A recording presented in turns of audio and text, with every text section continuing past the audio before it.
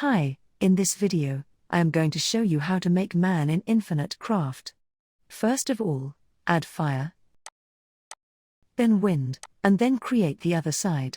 First, water, then fire, then earth. Then, go to the other side. First, wind, then earth, then again earth. Then, the smoke.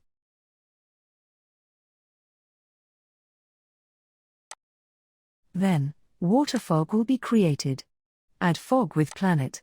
Then, Venus will be created. Then, add mud with Venus. And lastly, add Earth. Now, you can see man has been created. If you found this video helpful, please like it, and don't forget to subscribe to this channel.